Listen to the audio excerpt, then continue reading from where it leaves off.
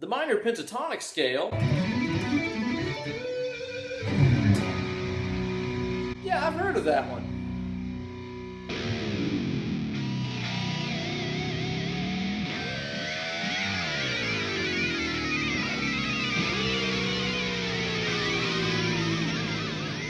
Greetings, Suckamaniacs, and welcome to the second installment of Weekend Wankshop. Here with your old pal, Uncle Ben. This is the series that's going to turn you from punk to hunk in no time by showing you a new steamy hot lick every single week. Today's lick focuses on the good old minor pentatonic scale. You know, one time Buzz McGrath from the band Unearth said to me, "Pentatonic? What's that, some kind of drink?" I think what Buzz was trying to say is that a lot of guitar players are really limited in their pentatonic vocabulary because basically we all know the same pattern. And we stick to that pretty much exclusively, and so we all end up playing the same licks. But there's a lot of dudes like Guthrie Govan and Andy Wood and Greg Howe and guys like that that will break up that minor pentatonic scale in really interesting ways by incorporating some tapping into it. A lot of those licks you wouldn't even guess that they were made out of, you know, the same scale that your stepdad plays blues licks on all day, you know? So today's lick is going to focus on incorporating some wide interval ideas using tapping in the good old minor pentatonic scale. This would be a great lick to play over a B minor chord. It's using the B minor pentatonic scale. Starts on a B note, ends on a B note. It's hitting good strong tones in there. Here's what it sounds like again. And here it is again at a little bit slower speed.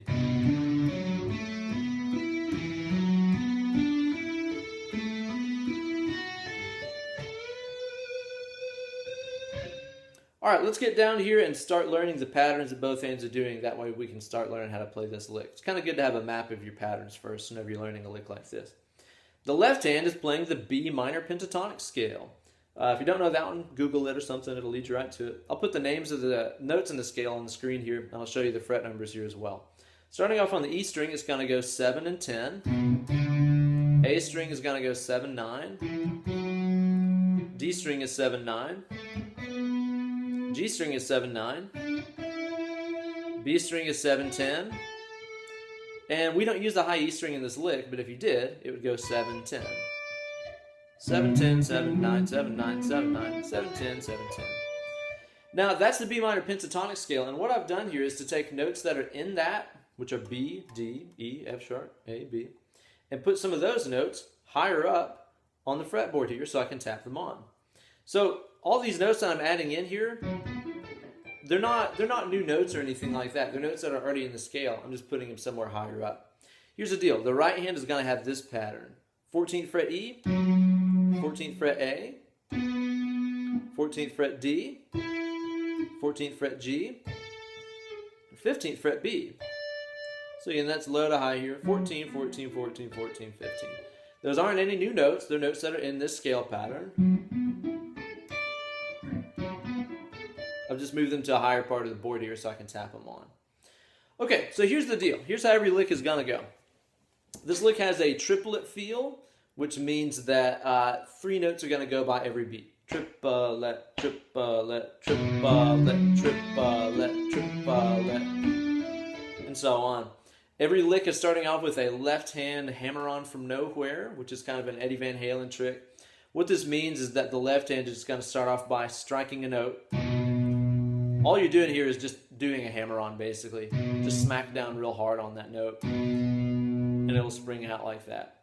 So what we're going to do is we're going to hammer on the first 2 notes of the scale pattern with the left hand. Fret 7, fret 10. That's a B and a D note. And then, with the right hand, tap on the higher note here, fret number 14, which is an F sharp note. Triplet. So then what I'm going to do is move to the D string. I do this to break the phrasing up even more. I could just go straight down, but it sounds a little bit more interesting to chop this phrasing up. Check this out. So we're going to have our 3 notes on the E string. Then we're going to jump to the D string here. 7, 9, 14. Then we're going to go back a string to the A. 7, 9, 14. Then we're going to skip a string to the G. 7, 9, 14. So what I've done here is a pattern of skip a string, go back a string. Skip one, go back one. Here's what we got so far. E string, D string, A string, G string. Next, you're going to go to the D string, 7, 9, 14. B string, 7, 10, 15. So now we got this, E, D, A, G, D, B. You'll notice whenever I strike that high note on the B string, the one on fret 15, I use a different finger. You'll see why in just a second. Okay, so after you strike that note down, what you're going to do is to play the 14th fret on the G again. So I'm going immediately from one right hand note to another right hand note. So it's really hard to do that if you're using the same finger, so I like to use two like that. So what you're going to do is after you tap on that 14th fret G, use the left hand to bend it up a whole step to note B. You don't have to bend it with this hand. That's really hard and you don't have a lot of control over it. Let the hand that knows how to bend do the bend. So you tap it on, this hand bends. That's a trick out of Vito Bratta's playbook. He plays for, played for White Lion. Really, really cool guitar player. So again, the whole lick is going to go like this. E string, D string, A string, G string, D string, B string, boom. And that last little bend on the G string here on fret number 14. 14. So now let's cover some of the technical details as to how to play two-hand tapped, string skipping, totally badass licks like this and not sound like a huge wreck. First things first, no hairband. I don't use a hairband on my guitar because I'm a grown-up. If your technique is good, you don't really need one. Here's the deal. If your tapping technique is shot, here's what it'll sound like. Just open strings ringing out absolutely everywhere. The electric guitar is super, super sensitive, so anytime that either hand is even slightly releasing from the string, just coming up off of it, it sounds it out. So if both hands are acting in a real frantic manner, especially this hand, and just jumping off the strings, it's just going to sound opens out like that. You got to stop this with a little dampening trick. This is basically the same thing that I talked about in the You Suck at Sweep Picking video, the full empty idea. Here's a quick crash course on that if you've not seen that one. The idea is whenever you're holding down a note, your finger is full of energy. Whenever it's time for that note to stop, what you need to do is to empty the energy out of that finger. I'm not jumping off of it. That's using more energy. All that I'm doing is going from full to empty. Hear how that note died and there was no extra sound? Check the finger out. It stays on the string. I'm just contracting, loosening. Just like that. Again, my finger is still on the string. That's what keeps this noise from happening. That's what you do with this hand. Check this out. So, like I said before, you're going to have two left-hand notes and then one right-hand note, and then two left-hand notes and one right-hand note. What you're going to do here is you're going to hammer on those first two with the left. I tap on the 14 here. I'm going to hold that note out until the very nanosecond that I hammer this one on, and then I'm just going to simply loosen. Do you see how my finger went from being taut to loose? Just like that? That's really the secret to this. So I got hammer-ons, tap, loosen. There we go. Loosen it up. Again, like I said, I'm loosening up, but the finger is still touching the string. That's what's causing the dampening effect and keeping us from hearing an open string. Okay, so again, as you're going through that, that finger just always has to be full and empty before it moves to the next string.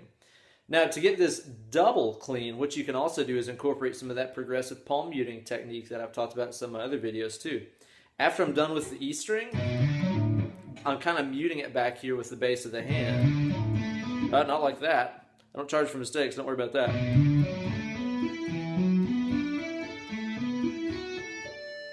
So you can't really see that too well, but what you would feel, hear the strings underneath my skin?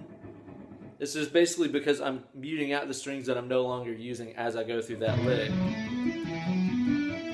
And that's part of what's making it sound so clean. So yeah, that's the basic idea. Anytime you're doing one of these two-handed string skipping, tapping kind of licks like this, don't just bounce, fill, empty, move. That's the basic idea of it. There you have it, kids. Another successful weekend Wankshop here with your old pal, Uncle Ben. Please like the video and subscribe to my channel. Continue giving me some love and support. Make a video of you playing this lick and upload it to Twitter or Instagram and hashtag it Weekend Wankshop. That way I can check it out. You can also follow me on either of those at Ben Eller Guitars. Hit me up sometime. Let's book some one-on-one Skype lessons so I can help you out with whatever it is that you suck at. Give you some ideas about phrasing and theory and all that good stuff. All the good stuff that you need. And yeah, I'll see you guys next week. Thanks so much for watching. See ya.